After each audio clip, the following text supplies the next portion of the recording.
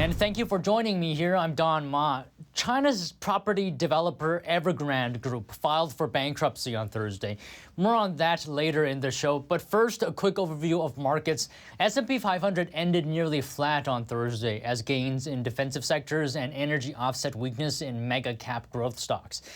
So mega-cap technology-related growth stocks dipped, with Alphabet and Tesla falling. This is as investors feared that interest rates could stay higher for longer. Defensive sectors like consumer staples and utilities rose. S&P 500 gained 0.2 points, or nearly unchanged. NASDAQ lost 25 points, or 0.1%. Dow rose 34 points, or also 0.1%.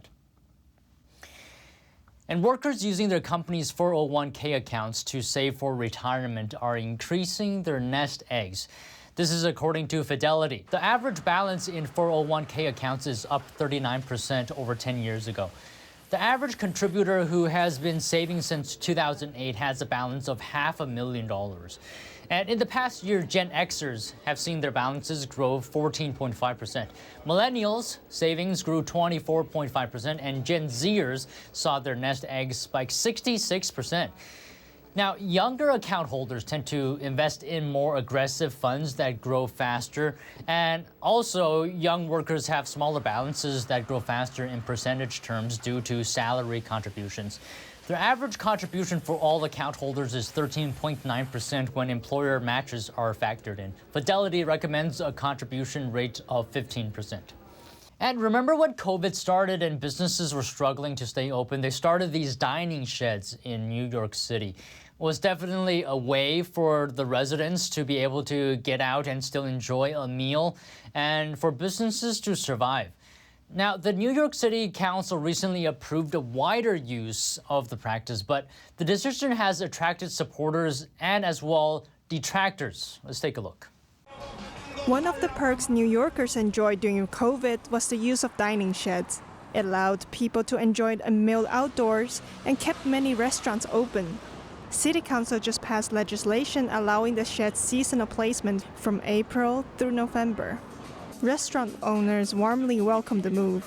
We're okay with the ruling, and I'm happy that New York is moving in a direction a bit more European, where we have people sitting outside and it makes the street a little bit more lively than they are normally.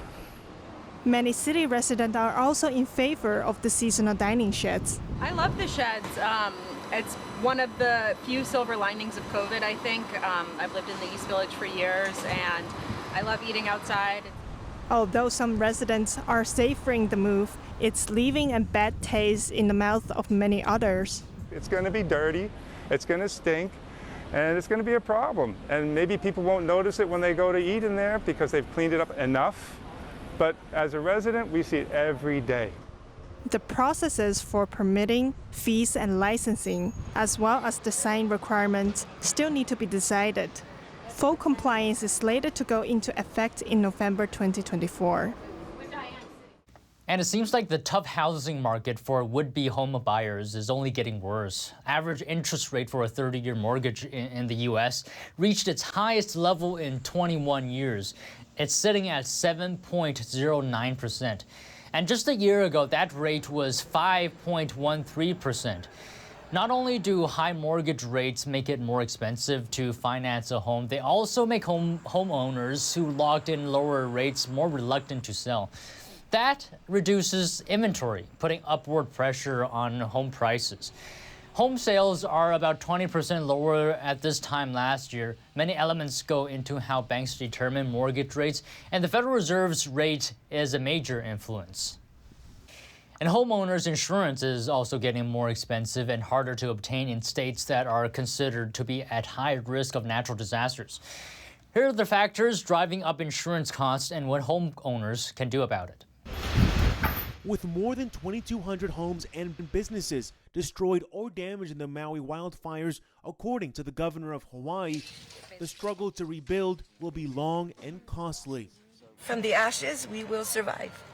It's the latest in an unfortunate trend, the devastating increase in both the severity and frequency of natural disasters. And insurance companies are taking note, raising premiums in some cases and even pulling out entirely from disaster-prone markets like Louisiana and California. Well, there's been a very difficult combination of an increase in risk with more drought, heat, wind, flood, in combination with migration towards the highest risk areas. Another factor driving up the cost of homeowners insurance: inflation. Everybody's paying more for construction materials, housing, rebuilding costs, labor, and so on. So even if you take the perils out of the conversation, they're still going to see an increase. So what do you do if your rates are skyrocketing? David Martlett with the Brantley Risk and Insurance Center says companies are more likely to insure homes with features that protect it, like a fire-resistant roof or storm shutters. You can also look for alternative coverage options. You need to contact probably an agent in your area. They would be your first source of maybe finding another carrier that has entered the market, or they can help you get coverage to the state-run market of last resort. And as gas prices hit 10-month highs, Citigroup is warning that major hurricanes could massively disrupt supplies. According to AAA, gas prices climbed to an average of $3.88 a gallon nationally on Thursday. That's a 31-cent increase from just a month ago. The summer gas price hike has been driven by a combination of factors. That's including easing recession fears, production cuts by Russia and Saudi Arabia, and extreme heat. But at the same time, that extreme heat could also worsen hurricanes and further disrupt supply. Citigroup says record-high ocean temperatures diminish the positive impact of El Nino that prevents Atlantic Ocean storms from entering the Gulf of Mexico. That could be a big problem for U.S. refineries because the Gulf Coast is home to major refineries, also as well offshore oil production, and is also a key hub for energy exports. Citi says, quote, 2 Category 3 or higher hurricanes landing on U.S. shores could massively disrupt supplies for not weeks, but months. China's weak post-pandemic recovery and record youth unemployment are sending more people into the ride-hailing sector. And this is flooding the market and eroding the incomes of many of the 5.8 million drivers registered for such apps. Here are the details. As China's job market shrinks, a rush of newcomers is oversaturating gig economy jobs like ride-hailing. It's eating into the income of existing full-timers like Li Wei-min and dragging out his work hours. He's near Shanghai's most prominent train station, which used to be a hot pickup spot. But he's out of luck, or possibly the competition for customers is now just much tougher. I must persist because, after all, due to the effects of the pandemic, even if I want to give up this job, it's difficult to find other jobs now. There is no other job to find.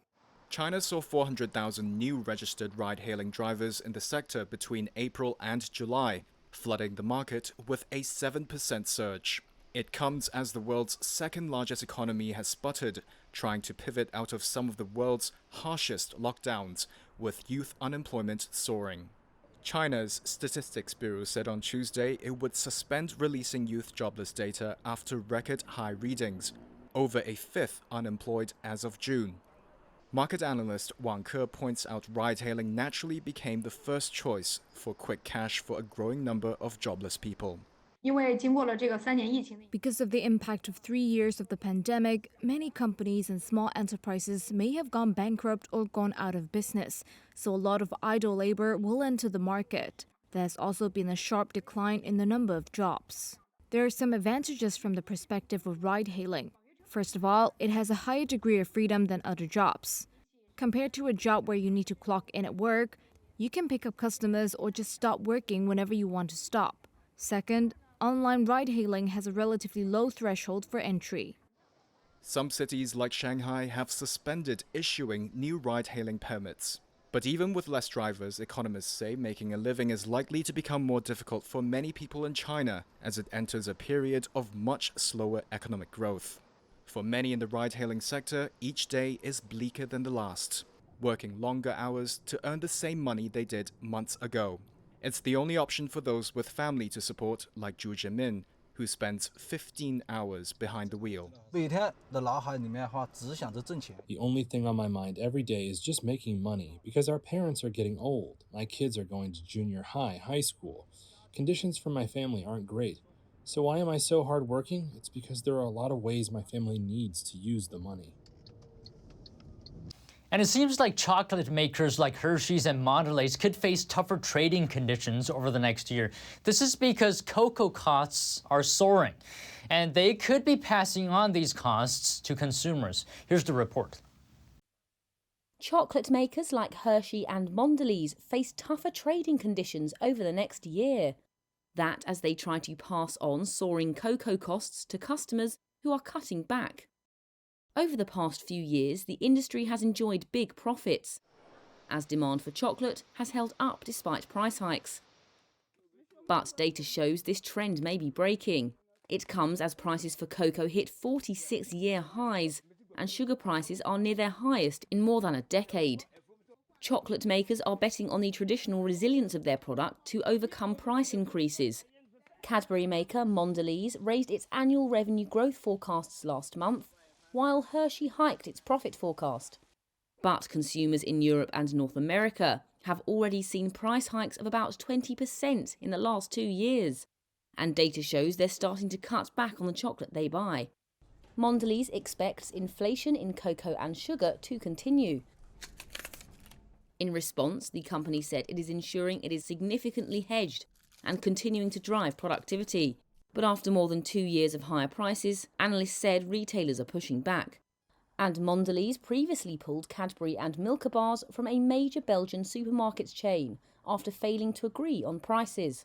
Mondelez's chocolate sales volume growth has weakened substantially this year. And data showed Hershey sales volumes increasingly declined during the period as the company hiked prices. Hershey said it hoped its sales volumes would reverse their current downtrend as it eased off the rate of price hikes. Now here's a question. Should tourists visit or stay away from Hawaii in the wake of the devastating wildfires? We have more on how locals and tourists feel in the aftermath of the tragedy. The sight of tourists enjoying Maui's tropical beaches is a sharp contrast to the reality for the rest of the island. Search and rescue teams are still looking for casualties following the deadliest U.S. wildfire in more than a century. Some residents are outraged. Canadian tourist Don Bucky and his wife experienced the tension firsthand. We were out for dinner and my wife went out to use the washroom, and there was a person out there who was upset that tourists were still here and just, wondering why we were still here. Tourist Stan Levitsky says authorities are sending mixed messages. It feels like the governor is waffling, to be honest. First they said no travel, now they're saying, well, part of the island, it's okay, right? And tomorrow it'll be some other story. At Kihei Cafe, business is slow. This Kihei Cafe is one of the most popular breakfast place in this town. Usually it would be like line up on at least 10 to 11 people, or even longer. But right now, if you look around, it's just empty. Chef Courtney Walter is currently making meal boxes for fire survivors. The caterer says the initial anger came from a place of panic. So people freaked out, I think, and we're like, we can't have people here. And I think that's how I felt too. We're like, we can't have tourists here right now. We need to feed and take care of our own people. But there's a flip side as well. But us here in Kihei and Wailea and a lot of places in Kula, Makawao, Paia, Haiku, those places are still running. And all those people still have their bills to pay, and they're single parents, and they have mortgages, and they own businesses. According to Hawaii's Department of Business, Economic Development, and Tourism, the island welcomed more than 9.2 million visitors in 2022. Andrew Thomas, NTD News. And homelessness has seen a record surge according to the Wall Street Journal. So far in 2023, the count is 11% higher than last year's. And this is considered an undercount. NTD's Faye Corder has more. America is currently experiencing a record surge in homelessness. Even a conservative estimate puts the number of homeless at over 577,000 people. You see it a lot more at red lights, downtowns. I travel a lot. I travel around the country a lot. There's not a downtown that I've been to that you don't see a high homeless population. Trent Griffin-Broff runs a transportation service that helps the homeless. He says he's definitely seen a spike in the homeless rate. Even internationally, I recently just got back from Toronto. Same thing. Griffin Broff believes it's mainly related to COVID-19. A study by the Wall Street Journal found that key reasons include the COVID lockdowns and all the things associated with it, the end of pandemic spending, the end of eviction moratoriums, inflation, and high housing costs. If you had a homeless problem, before, you've just multiplied that fourfold at a minimum. Nellie Vasquez Rowland is the former president of a Safe Haven Foundation, a nonprofit dedicated to helping the homeless. She says the homeless situation was already bad, largely because of mass incarceration. This locked up many people who had issues. Poverty-related issues, substance abuse issues, mental health issues. And in an effort, to get tough on crime, we created these laws that had the unintentional consequences of really incarcerating people that did not have access to treatment. If you or someone you know is experiencing homelessness, there may be local emergency shelters that can help. An organization called Feeding America has 60,000 food pantries throughout the United States. They give free food to those in need. And many churches offer emergency shelter services. Faye Quarter, NTD News. It seems like demand is pushing summer airfares higher, and as travelers look for one last summer getaway, they may seek some relief. Now, a popular airfare hack has recently been in the spotlight for potential savings, but experts say it's not worth it. Here's a look at what it means for end of summer travel. For air travelers, a direct flight isn't always the cheapest route. Travelers tend to want shorter itineraries, so they're willing to pay more for direct flights. That's left some passengers tempted to try a risky travel hack called skip lagging or hidden city ticketing. It's when a passenger purchases a cheaper ticket with a connection in their desired destination city and they skip out on the final leg. You notice that if you book a trip actually to Orlando with a stop in Miami, you can get that ticket for $80. So you're potentially saving money. And what you would do is you would just get off the plane in Miami when it stopped there and give up the rest of the ticket onto Orlando. It's not illegal, but Katie Nastro, travel expert for Going, says it can be a violation of your contract of carriage with the airline. The fine print on a ticket that outlines your passenger rights and responsibilities. If they were aware that you weren't traveling onwards, that's a seat that could potentially have gotten sold to another customer. Clint Henderson, managing editor of The Points Guy, says airlines have ways to punish passengers who are caught. They can close your frequent flyer account. They could kick you off the flight potentially and make you buy a last-minute one-way fare, or they could ban you from the airline. It's especially tricky during unpredictable summer travel, where a weather diversion could take you further off course and cost you more than you saved. Much of the country may have the record-setting hot summer temperatures on their minds, but travel experts say now's the time to think about the winter and book flights for holiday travel. In today's Consumer Watch, we have tips to lock in cheap prices on your airline tickets. Summer is still in full swing, and the last thing on many people's minds are the winter holidays. But if you're planning to fly to your destination this 2023, travel experts say now is the best time to book flights. And the reason why is, think about it like you're buying a winter coat. When do those tend to go on sale? In the summertime. It's the same thing with those winter flights. Travel expert Scott Keyes has 5 tips to lock in the cheapest prices on your airline tickets. 1. Check if it's cheaper to book 2 one-way flights instead of just 1 round-trip flight, even if it means booking with 2 separate airlines. Searching for one-way flights and comparing the price against the round-trip flight is going to be in your best interest. You can sometimes save $100 or $200 just by doing that. 2. Use your points or miles.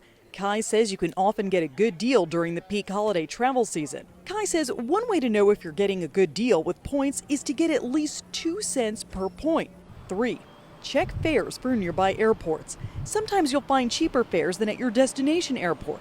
4. If you're looking to travel internationally, consider traveling over Thanksgiving. Kai says that's the hidden best week of the entire year for overseas travel because most Americans are traveling domestically to see family. And finally, consider traveling on the actual holiday themselves. Often see fares that are 30 or 40% cheaper than a few days before or a few days after. And finally, troubled property developer China Evergrande Group has filed for bankruptcy protection in a U.S. court as part of one of the world's biggest debt restructuring exercises. This is, of course, as anxiety grows over China's worsening property crisis and a weakening economy. Here's the report. Chinese developer Evergrande has filed for bankruptcy protection in a U.S. court. The property giant made the move in one of the world's biggest debt restructuring exercises. The firm's problems add to growing investor worries about China's property debt crisis and its overall economy. Evergrande was once China's top-selling developer, but is now the world's most indebted property company. It has more than $300 billion in liabilities. Evergrande has sought protection under Chapter 15 of the U.S. Bankruptcy Code. It shields non-U.S. companies undergoing restructurings from creditors that hope to sue them or tie up assets in the U.S.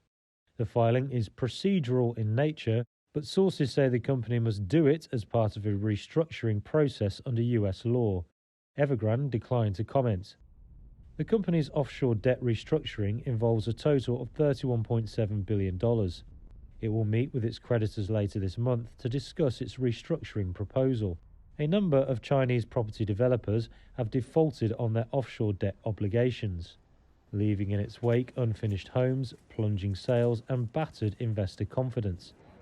The property sector makes up about a quarter of the economy. The crisis has led to a contagion risk, which could further hurt a Chinese economy already weakened by slower growth.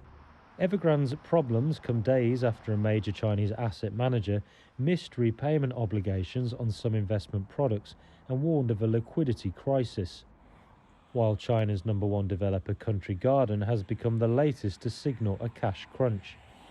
All of this comes at a time when property investment, home sales and new construction have contracted for more than a year.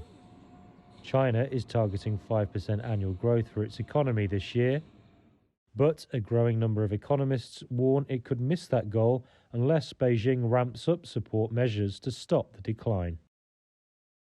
And now here with me to discuss the Evergrande situation is Brian McCarthy, China analyst and chief strategist at economic strategy and market insight firm Macro Lens. So we've talked a lot about China's property crisis here. So Evergrande is filing for bankruptcy protection, but I have to make the distinction, it's not formally declaring it cannot pay its debts. So, I mean, to start off, just give us your general thoughts. What do you think about this? Yeah, Evergrande is just continuing to limp along. From all reports, their main agenda is to try to get completed some of the many thousands of units that have been paid for by Chinese citizens, but yet to be completed and delivered. So Evergrande is continuing on in that mission. The bankruptcy filing is, I think, just a sort of a technical move to restrict creditors' ability to sue the company to Hong Kong, where there are currently discussions with bondholders taking place as to who's going to get what. And I think the bottom line is nobody's going to get much of anything, which has been clear for many, many months. The more interesting development, I think, actually in Chinese property is that Country Garden, also an extremely large, first or second largest developer in China over the last few years, looks like they're unable to service their debts. And this is really interesting because Country Garden was on a list of, I think it was over a dozen developers late last year who were part of a balance sheet improvement plan where the government was going to allow them to issue debt, and they were supposedly sort of in the ring of trust. They were going to be, helped along by the government. And it looks like the government either decided the hole was too big, or it's just too much money, or either someone changed their mind, or they were simply unable to keep this thing afloat. And just to put some numbers real quick on Country Garden, their sales in 2011 were something on the order of $80 billion US. And their last monthly report for, I think it was July, showed their sales down 50%. So, their run rate could be down by $40 billion a year. Perhaps the Chinese government decided it's just too big to save. So that is a real shock for the market, one among many shocks in Chinese credit. So yeah, I do have some things to say about Country Garden, but let me ask a couple more questions on Evergrande. The Chapter 15 filing, apparently it's a quote normal part of offshore restructuring. That is normal procedure. What's your reaction to that? This is just something normal. Yeah, I do. I don't think it really has any bearing on how we should view Evergrande, which is a dead man walking for many, many months now.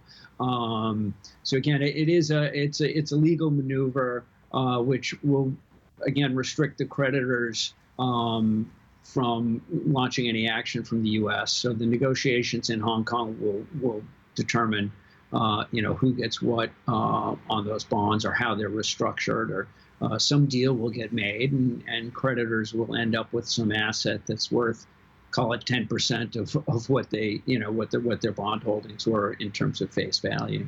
So I do think it's a technical move which just highlights what we knew, which is that Evergrande is, again, it's a dead man walking effectively. So I guess nobody was surprised about this. Do you think Evergrande can successfully come back through its restructuring plan? No, I think they'll be helped along in the hopes that they can complete some of the many thousands upon thousands of empty apartments that they've accepted payment for and not yet delivered. So the Chinese government is endeavoring to avoid widespread, social unrest. But again, Country Garden also has a huge problem with unfinished apartments. By the estimates are 750,000 to 1 million unfinished apartments that Country Garden will have to get done. So I do think the government will have to keep these entities afloat and fund them to whatever extent is necessary to complete that task over some reasonable time frame. But then I imagine they'll be wiped out, shut down, or maybe limp along as a shell of their former selves. But these entities are not coming back. So for Evergrande, who do you think is going to get their money back first? Offshore debtor creditors or onshore? Yeah, the offshore creditors again are, I don't know, 5 or 10 cents on the dollar. I think the recovery value is going to be very, very low. I think onshore creditors are probably going to have to take a haircut as well. I think the extent of the bailout for these sort of egregiously levered developers that are failing, the numbers involved in these failures, like we're talking Evergrande losing $80 billion over 6 months. They're saying the whole at Country Garden could be as much as $200 billion. These are big numbers. I think the extent of the bailout will be they'll be provided sufficient funding to try to make whole the homeowners who have paid for apartments. So, the government is going to have to support them to some extent to get that done. Beyond that, I doubt there'll be any bailout for anybody. I think the domestic banks and creditors are going to have to take losses on this, which of course then raises the question of whether the system can absorb that. If it's just Evergrande, sure. Now, is it just Evergrande and Country Garden? No, there's many others, and the infection is spreading. So, this is the problem. It seems like what you're saying is China's property crisis actually worsened compared to when it first started. Oh, it's getting bad at an accelerating rate. The problem with debt deflation, and I think maybe the Chinese policymakers at the top, I'm not sure they really have an appreciation for this, but it's a nonlinear process. Like the worse it gets, the worse it gets. It gets worse at an accelerating rate, effectively. So I think people are waking up to this. There was some press reports this week about how the Chinese property data shows prices down 2.4% or something year on year. This is ridiculous. And there's widespread stories of discounts of 15 or 20% or more already. So to the extent they do need property developers to continue to make some kind of sales to keep them from completely imploding, those sales are going to take place at 20, 25%, 30% discounts. Now, we've got a housing market in China that is valued by some as $100 trillion in total. So you haircut that by 30%, that's $30 trillion. That's 250% of Chinese GDP, call it. How does that get dealt with? So this is going to create a very, very serious downdraft in the Chinese economy, in consumer confidence, and it raises the specter of ultimately a collapse of the banking system. So they're going to have to step in and do something. I think one of the things they absolutely have to do is to try to continue to manage the RMB lower. They're reluctant to do that because they're afraid of that market becoming unhinged. But they need to try to reflate the system. It's the only avenue they have to reflate the system in the face of what looks like a historical collapse in asset valuation. Wow, collapse of the banking system. I'm actually very curious on this. Can you paint us a picture of, if we go down this trajectory, what's the picture going to look like for China's economy? The best case is I think Japanification is the best case. So I'll point to a piece that Ray Dalio of Bridgewater put on LinkedIn yesterday. He grossly oversimplifies the story, but he says China needs to do a beautiful deleveraging, which is some combination of allocating losses and having, some entities take significant write-downs. And the only way that's remotely manageable is with a major reflationary effort, which in China's case would have to entail a sharp depreciation of the RMB. So, I don't know, let's say the loss is 30 trillion, you write off 10 trillion and you try to inflate asset prices back up to take care of the rest. The inflation process is effectively pinning the loss on households via loss of purchasing power.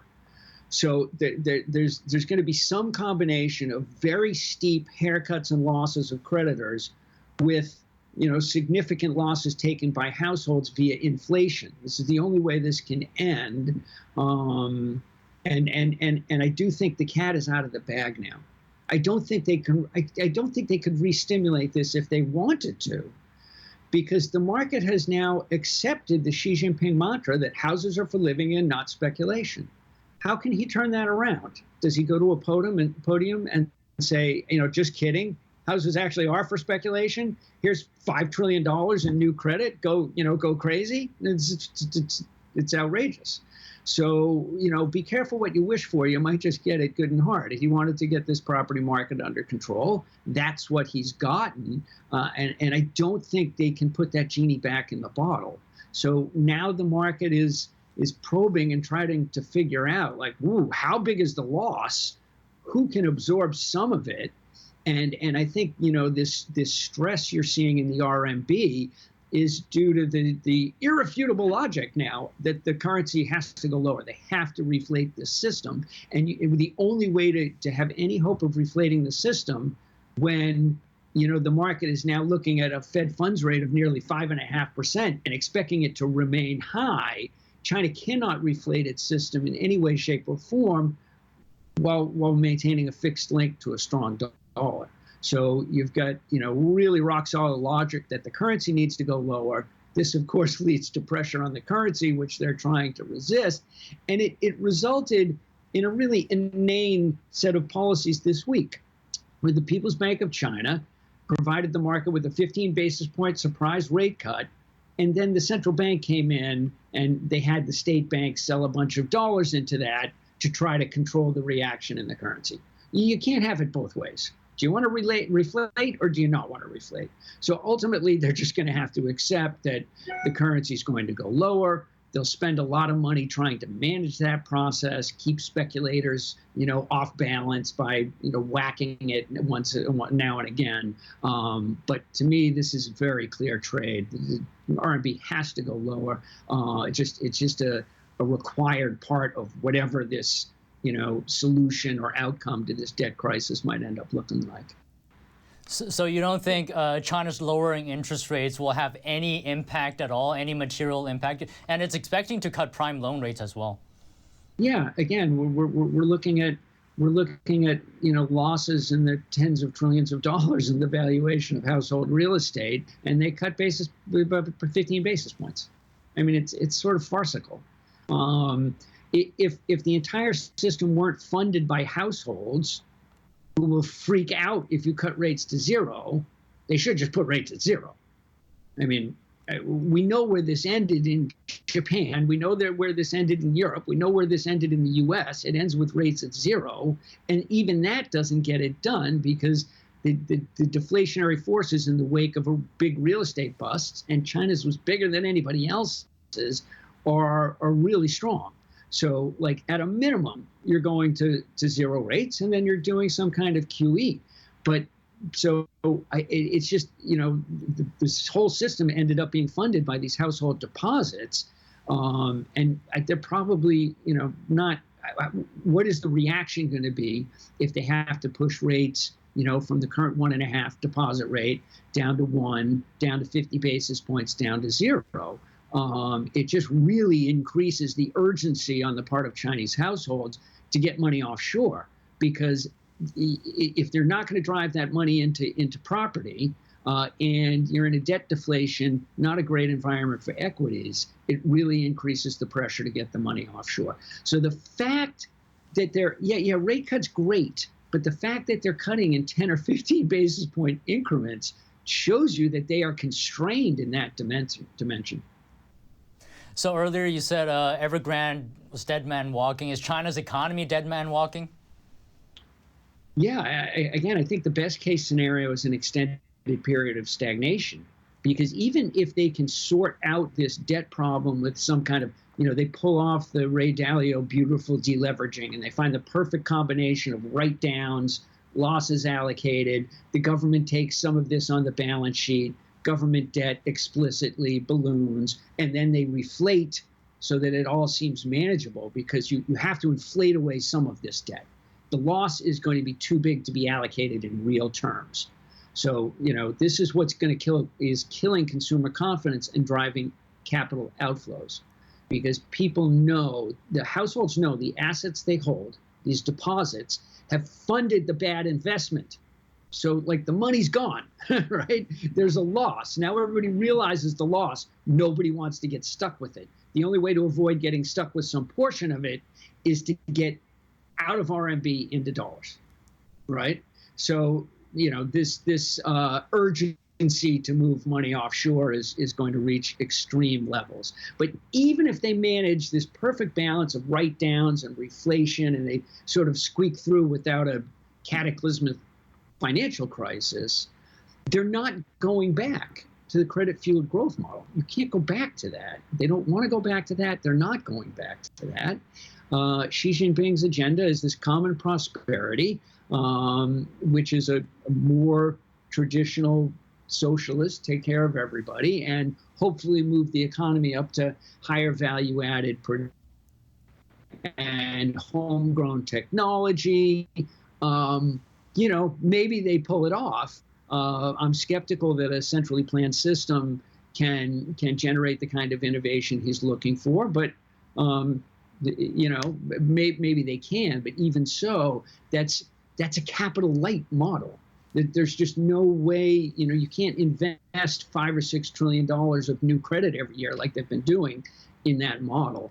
So it's going to be, even if it works, it's many years of stagnation because you have major swaths of the economy that were dedicated to the old model. So, all the people selling property or selling wealth management products or in the infrastructure business,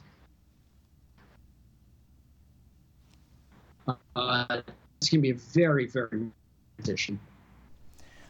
So if China goes down this trajectory, China's economy, what do you think the Chinese citizens are going to feel on a day-to-day basis?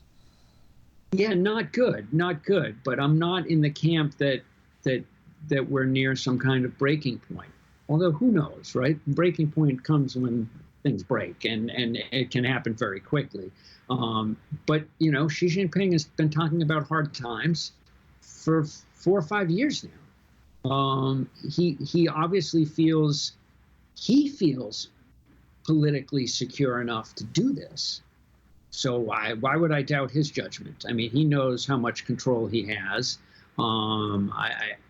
He feels comfortable that he's prepared the populace for tough times, I believe, through both rhetoric and the COVID zero craziness, which I believe was psychological training. Like, times are going to be tough. I'm going to lock you in your house for 6 months for really no good reason. And, you're going to deal with that because he might be asking them, he might have to lock them in their house figuratively for an extended period if he has designs on going into Taiwan. Now, I'm not predicting that, but maybe he thinks by 2028, or maybe he's worried that Russia might lose the war. I mean, these are the things he needs to prepare for, right? So he is preparing the populace. I'm not saying he's planning on going into Taiwan, but he's preparing the populace for a situation where international events force his hand, and China gets locked in its house. It gets decoupled a la Russia. So he does need to make China robust to that risk, which I'm not saying is a high risk, but if you're leader of the country, it's a risk that needs to be prepared for. And I think that is really the undergirding of the whole strategy here. And it's antithetical to the idea that he's going to turn around and just pump things up again because they're afraid of GDP growth falling through 3% or something. Okay, so final question. You're saying we're not at a breaking point for China. Maybe decades before we reach a breaking point? I mean, just a ballpark. No, months, quarters, maybe. As always, it depends very much on what's going on externally. Right now, we're in a very tight liquidity environment. We have an inverted yield curve in the U.S. We have a very aggressive Federal Reserve. We have a dollar that's pretty strong. That always places pressure on China because they want to manage the exchange rate, and that makes it very difficult for them to ease monetary policy. Just another reason they're eking out 10 basis point, 15 basis point cuts in the face of a brewing crisis, right? If the U.S. falls into a recession in 3 months or 6 months, and the Fed's, cutting, slashing rates 50 basis points at a pop, that could provide some relief and allow China to extend this out. Okay, that would make it easier for them to pull off this beautiful deleveraging that Ray Dalio talks about. If inflation comes back in the U.S. and the Fed has to go to 6%, China's going to blow up in 6 months. I think that's an impossible situation for them to deal with. And by that, I mean the pressures just get to the point where defending the currency just is causing too much stress internally, and they have to let it go, and something very, very messy happens. So it could be the RMB at 8.5 or something like that, and Chinese equities down 20%, and more credit events and a mess. I don't know. Is that a crisis? It's a mess. It's a mess. So, it depends on the external environment, but this whole thing will play out, even in the best case scenario, where the Fed puts rates back, let's say in the next 18 months, they get rates back to 2%. That might allow China to sort of drag this out for a couple of years. But if the property market's not coming back, and I believe it's not, then this is just a one-way train to hard times for the Chinese economy. Wow, great insight today, Brian. Fantastic. Thank you. Great to catch up with you, Con.